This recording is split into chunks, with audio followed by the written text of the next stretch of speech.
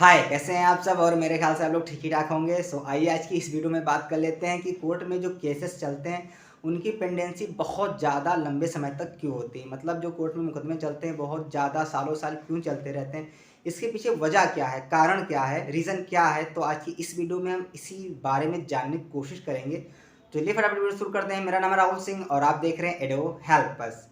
तो सबसे पहले हम बात करेंगे क्रिमिनल केसेस की कि जब भी कोई एफआईआर दर्ज होती है तो एफआईआर दर्ज होने के बाद उसमें विवेचना होती है। अब विवेचना का समय होता है 90 दिनों का। कोशिश करते हैं हम लोग, प्रयास करते हैं कि पुलिस के द्वारा 90 दिनों में चार्जशीट कोर्ट में सबमिट कर दी जाएगी, लेकिन ऐसा होता नहीं है। चार्जशीट को कभी कभी कोर्ट में फाइल करने में 2 से 3 साल 4 साल ऐसा भी समय देखने को मिला है कि पुलिस के द्वारा लगा दिया जाता है। तो ये भी एक बहुत बड़ा कारण है जिसकी वजह से मुकदमों की पेंडेंसी बढ़ जाती है और ज़्यादा लंबा समय लगता है।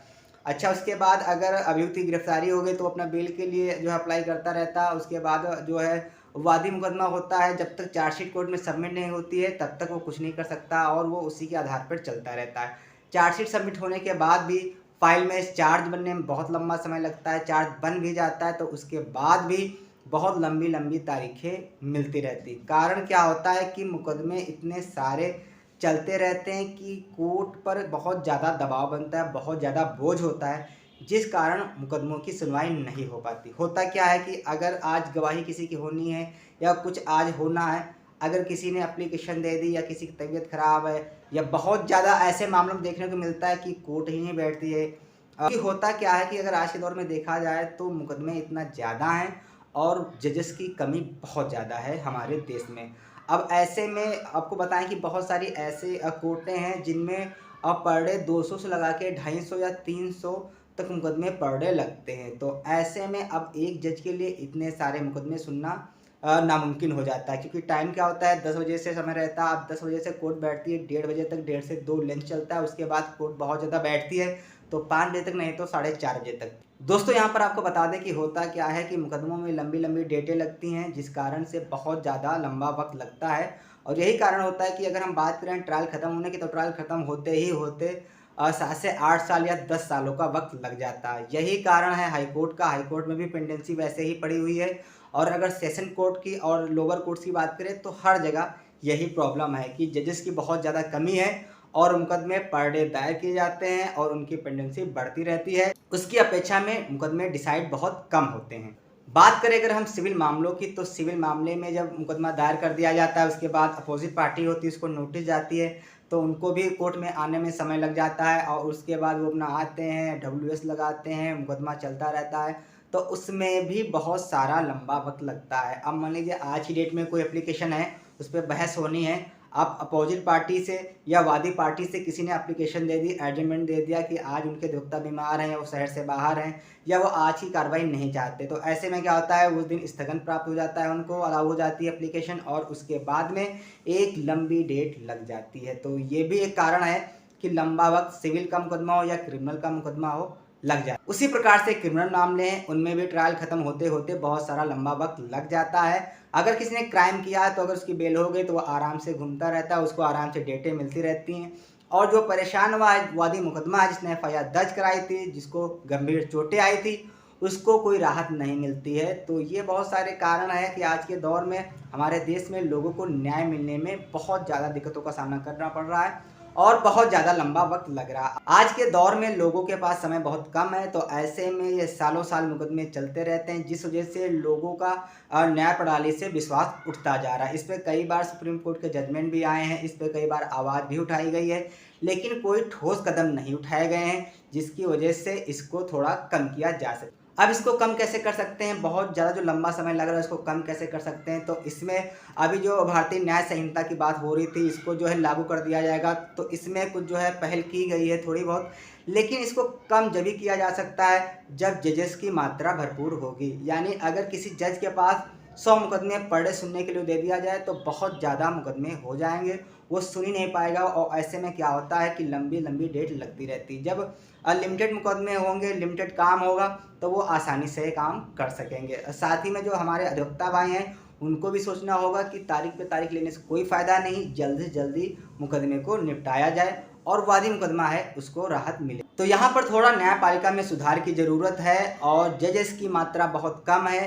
काम के अकॉर्डिंग काम बहुत ज़्यादा है और जजेस की मात्रा बहुत कम है, जिस वजह से उनके ऊपर बहुत ज़्यादा दबाव है और काम होने में दिक्कत होती है। क्योंकि अगर सिविल मामले में कोई हार जाता है तो वो अपना अपील में चला जाता है। अब अपील भी 2 से 3 साल 4 साल चलती है। अगर वहाँ से भी उसको राहत नहीं मिली या उसको राहत मिल गई तो अपोजिट पार्टी है, अगर वो खुश नहीं है तो वो ऊपर की कोर्टों में चला जाता है, वहाँ पे अपना चलता रहता है मुकदमा। तो ये भी क्या होता है कि दिन पर दिन जो है आप स्टेप बाय स्टेप चढ़ते रहते हैं और आप अगर लास्ट तक बात करें तो आप सुप्रीम कोर्ट तक प्रत्येक मुकदमे में जा सकते हैं अगर आप संतुष्ट नहीं। तो ऐसे में कहना तो बहुत आसान है कि आपने शुरू से लेकर आखिरी तक आपने सुप्रीम कोर्ट तक अपने मुकदमे में लड़ाई की, लेकिन वहाँ तक पहुँचते पहुँचते 1-2 पीढ़ियाँ ज़रूर गुजर जाएंगी आज के दौर को देखते हुए। तो इसलिए न्यायपालिका में सुधार की बहुत ज़रूरत है और जहाँ तक मुझे लगता है तो वहाँ पर जजेस की मात्रा बहुत कम है, काम बहुत ज़्यादा है। तो इसलिए जो है प्रेशर बहुत ज़्यादा है लोगों के ऊपर, वकीलों के ऊपर भी बहुत ज़्यादा जो है काम है और उसकी अपेक्षा में अधिकारियों की बहुत ज़्यादा कमी है, जिस वजह से केसेस की पेंडेंसी बढ़ती जा रही है। दोस्तों आपको बताएं कि बहुत सारे ऐसे मामले हैं कि आपको एक मामले की मैं बात बताऊं तो सेशन कोर्ट से उसको बाइज्जत बरी कर दिया गया था। उसके बाद वादी मुकदमा ने जो हाई कोर्ट में अपील की और आपको जान के आश्चर्य होगा कि अपील का नंबर 10 साल के बाद आया, यानी 10 साल के बाद वो मुकदमा पुटअप हुआ और अपोजिट पार्टी को नोटिस हुई कि आपके खिलाफ अपील है, आप जो है अपना जवाब दायर करिए आके कोर्ट में। तो आप सोचिए कि 10-10 साल के बाद इस मुकदमे में लोगों को नोटिस मिले तो ऐसे में क्या कंडीशन है हमारे न्याय विभाग की, हमारे न्यायपालिका की।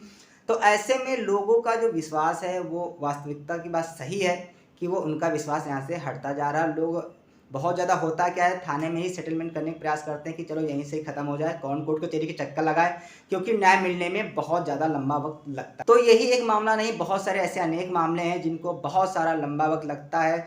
अभी एक और मामला सुप्रीम कोर्ट में गया था जहाँ वो 60 साल तक चलता रहा था और जो है 60 साल के बाद उसमें फैसला आया। तो ये भी बड़ी बात हो जाती है कि इतना लंबा समय किसके पास है, क्योंकि जब आप कोर्ट कचहरी चक्कर लगाते हैं तो आप जब भी डेट पे आएंगे तो आपका अच्छा खासा पैसा बर्बाद होता और समय तो आपका नष्ट होता ही है। तो पैसे के साथ साथ समय की बर्बादी होती है और फिर भी ये चिंता लगी रहती है कि हमें न्याय मिलेगा या नहीं मिलेगा। दोस्तों बात करें चाहे क्रिमिनल मुकदमों की या सिविल मुकदमों की या किसी और टाइप के मुकदमों की बात कर लें, कोर्ट कचहरी में बहुत ज़्यादा लंबा वक्त लग जाता है। इसमें होता क्या है कि कभी कभी क्या होता है कि जिस दिन काम होता है उस दिन वकीलों के द्वारा बाइकआउट भी कर दिया जाता है, या कभी कभी काम चल रहा है तो न्यायाधीश भी छुट्टी पर रहते हैं। तो ये भी थोड़ा रीज़न होता है। मान लीजिए कि आज आपका मुकदमा लगा हुआ है और आज बाइकआउट हो गया, तब अब आपको 2-2.5-3 महीने की डेट मिलेगी, यानी जो कुछ भी आज होना था वो आपका 2-2.5-3 महीने के बाद ही होगा जो आपको तारीख मिली है। अब मान लीजिए कि सब कुछ ठीक रहा और आप उस तारीख पर गए और उस तारीख पे जज